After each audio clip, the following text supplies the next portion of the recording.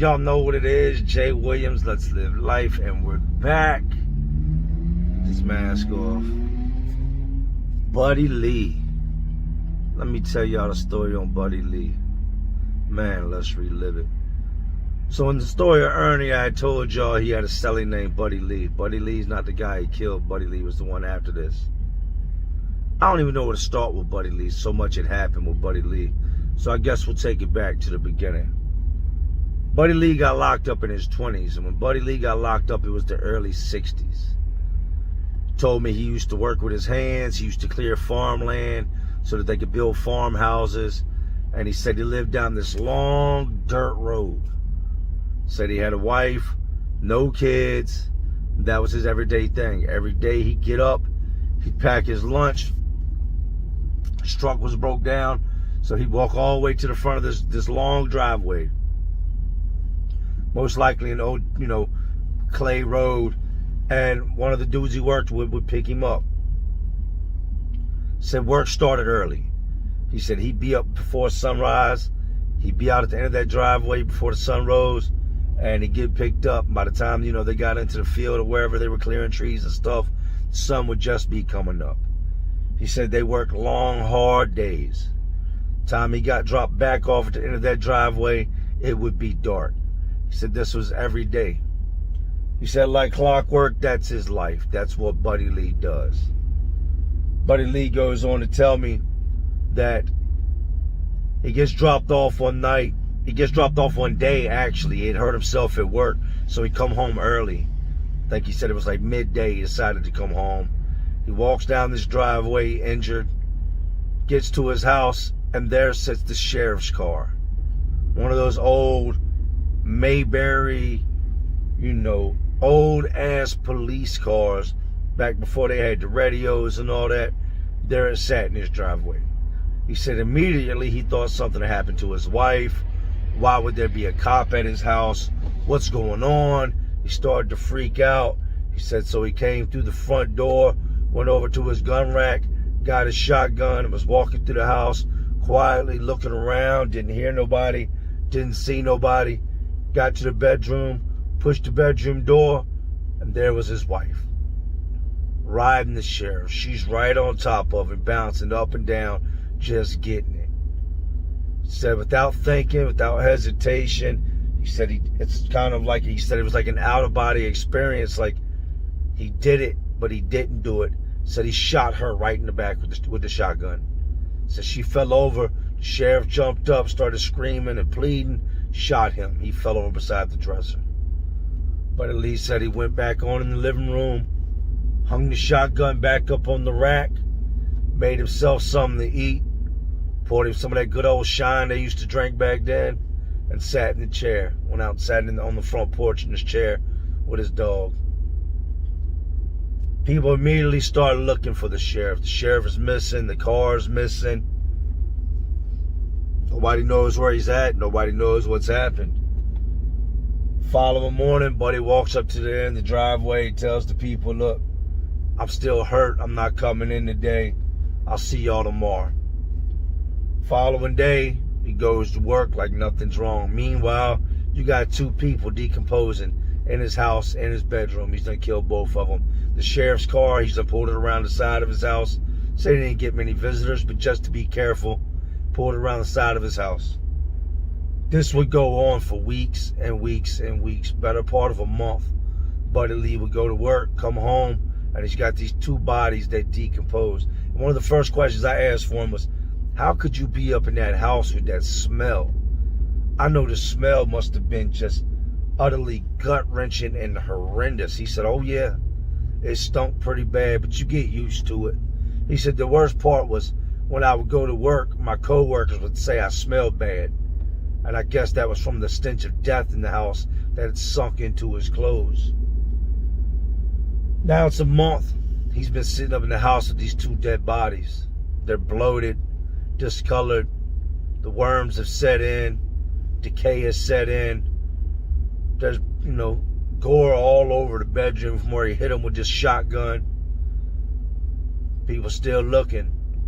Buddy gets all turned up on that moonshine one night and decides, fuck it, I'm gonna drive this cop car, this old sheriff car. Gets in the old sheriff car, drives up to wherever he lives at, goes through the town, stops and gets him some groceries. Like I said, now his truck was broke. Somebody spots Buddy Lee in the sheriff's car. They go to the sheriff's office, let him know, hey, we seen Buddy Lee driving a sheriff's car, last night. Y'all might want to go investigate. They go to the house. Buddy Lee sitting on the front porch, nighttime. Walk up, ask him what's going on. And he said, oh, ain't nothing much. I said, Buddy Lee, where's the sheriff? He said, oh, he's back in the back bedroom. They asked him, is he alive? He said, nah, he's pretty dead. She's dead too. He said, you sure he's dead? And he's like, oh yeah, I'm pretty sure he's dead. So they lock Buddy Lee up. Give Buddy Lee life. At this time, they still had the possibility of parole, but they know they're never going to get this man, no type of parole. Should have been a crime of passion, but either way, they gave Buddy Lee life. When I met Buddy Lee was an old man. And there's a big misconception of when it comes to old white men in the penitentiary. You're automatically labeled a chomo. You're a child molester if you're an old white man that wears glasses, because that's what we've come to see as the stereotype. Buddy Lee fell in that category. People would call him a chomo. Here and there, dudes would steal stuff from him. They'd be real sneaky about it because he had Ernie as a cellie, and if Ernie found out, Ernie cut your ass from ear to ear. So me and Buddy Lee are sitting out at the table one day, and Buddy Lee's he's real quiet. He don't bother many people. And we had something. It was something I needed, he had that I needed. So we got to conversating. And I come to realize Buddy Lee wasn't no chomo. Buddy Lee was a killer. Buddy Lee had never hurt nobody in his life, had never done anything in his life to anybody. He worked hard, loved his wife, but in that moment, something clicked, and Buddy let both barrels on that shotgun ride.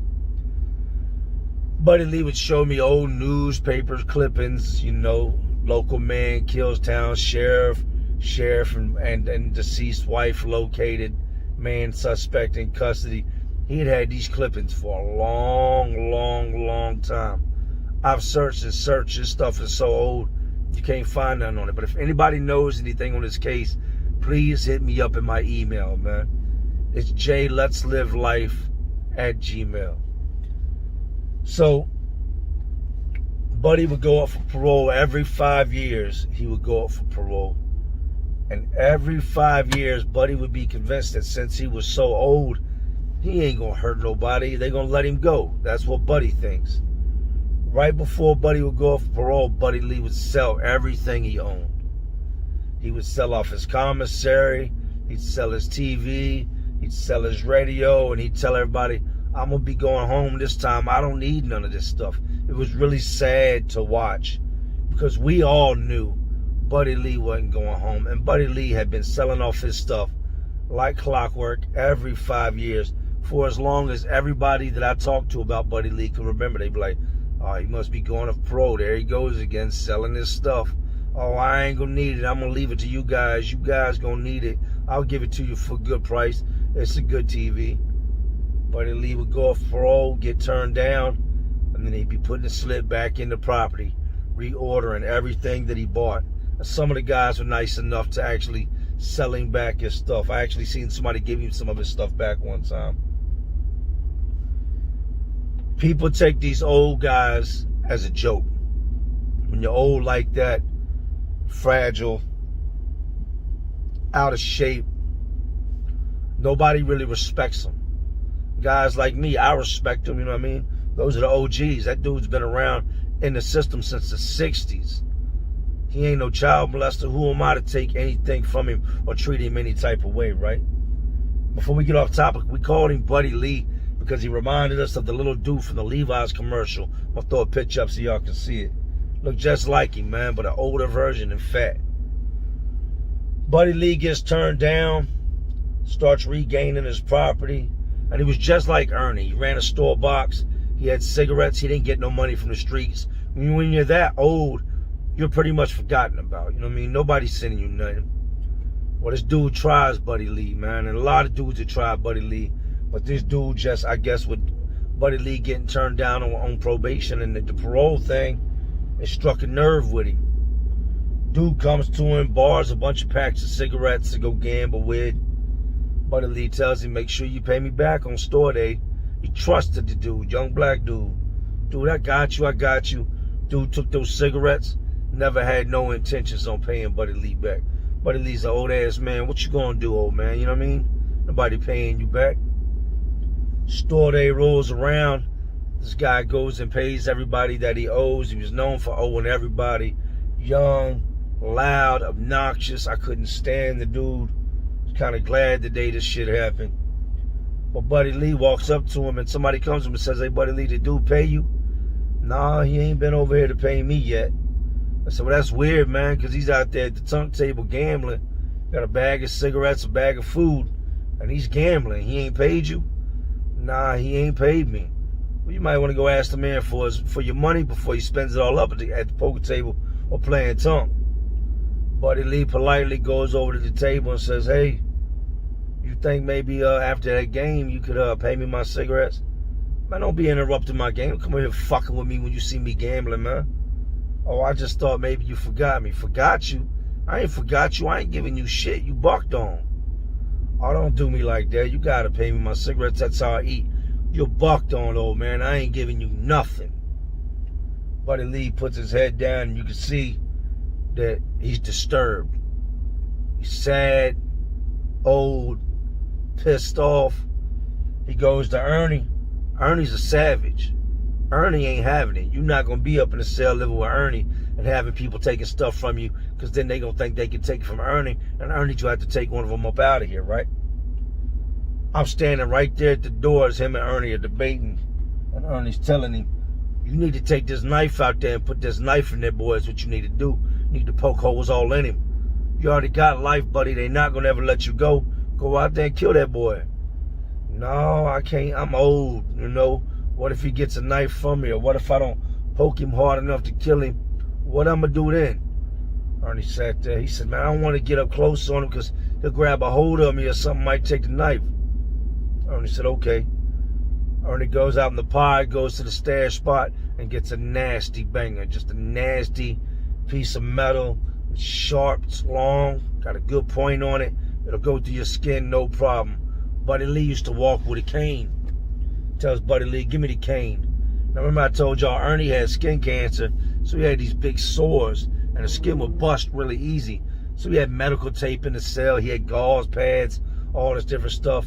He takes Buddy Lee's cane, flips this shank and pulls the stopper off the end of the cane, puts the shank right there and takes this medical tape and tapes it to the end of the cane. Tells him, now you go out there and you handle your business. What am I supposed to do with this? He said, just walk out there like ain't nothing going on. Walk up to him at the tunk table and just jab the shit out of him. It'll go in him. Just start poking him with it and it's gonna go in. You gotta let these boys know they can't take none. I'm old. I'm old too. But you can't let people take none from you. You go out there and you stab his ass up. Man. I didn't know if I expected Buddy Lee to do it. I didn't know if he had enough strength to even push the blade through his body. But he looks at Ernie. Him and Ernie been friends a very long time. Been bidding together a very long time. Was both up in age. And he knew Ernie was right. He knew he couldn't let this guy just ride with them cigarettes. He chumped him in front of everybody at the poker table. Called him a chomo. Not knowing, I didn't seen the man's papers. I didn't seen his clippings. This man's a certified killer, you know what I mean? He walks on out there and the boy's sitting there and he sticks him. Boom, boom, boom, boom, and pokes him 4 or 5 times. Hits him in the side of his neck, pokes him in his ribs and on his back. This dude jumps up from this poker table and is ready to rumble Buddy Lee. And Buddy Lee by now is backing up with this cane with this bloody shank on the end of it. Backing up, scared, thinking dude's going to attack him. And before dude started to rush him, all the blood loss kicked in from where it hit him in his neck and in his back and in his ribs. It hit him in all these vital spots that'll drop a man. And as the dude was rushing him, he collapsed. Boom. Fell over. Buddy Lee walked back to the cell, started packing his stuff up. Ernie untaped the shank. By now, they done called the code. They're running in. Ernie done untaped the shank from the end of the cane. Took the tape off, threw it in the trash. Walked over to one of the little drains in the middle of the pod and dropped the knife down the drain. Bye-bye shank. They come in immediately. Go to the cell. They don't rough Buddy Lee up. He's old. They tell him turn around, cuff himself. Turns around, they handcuff him. They go in there and they get the youngin' up off the floor who's laying there dying now. And you know what's crazy? As he's dying, the dude's sitting at the tunk table. This is how grimy motherfuckers are. The dude's sitting at the tunk table are taking his chips, his tunk chips, taking his poker chips, and going through his bag, taking the cigarettes and the commissary that he brought to the game. Never seen Buddy Lee again. Never seen old boy again. I don't know if he died. I know the way Buddy Lee poked his ass up. He probably did die, but they try to keep them things on hush in prison to keep the media from getting a hold of it, and the warden have to answer to what's going on inside his prison, man. But just like that, they hauled dude out of there. They hauled Buddy Lee out of there, and that was the end of thinking old Buddy Lee was soft. Now, like I said, I always try to leave y'all with something positive out of the bad. Number one, don't ever look at nobody and playing for pussy or think they're soft. Don't put nobody in a category they don't belong in unless you know that's who they are. Treat people the way you want to be treated, because you never know what the next man is capable of. Each one teach one, each one reach one. Somebody should have told that youngin', hey man, pay that man his cigarettes, man. He looked out for you. You don't do him like that. That's an old man. You don't do that. But didn't nobody say nothing. They let him carry Buddy Lee. And they ended up having to carry his ass up out of there. So anyways, man, I have to keep the content coming. I'm kicking this coronavirus. It's almost over. Trying to keep y'all entertained. Are you not entertained? Y'all know what this is, man. This is Jay Williams. Let's live life. And to all my real ones and the awesome real ones watching, because y'all still watching me, salute.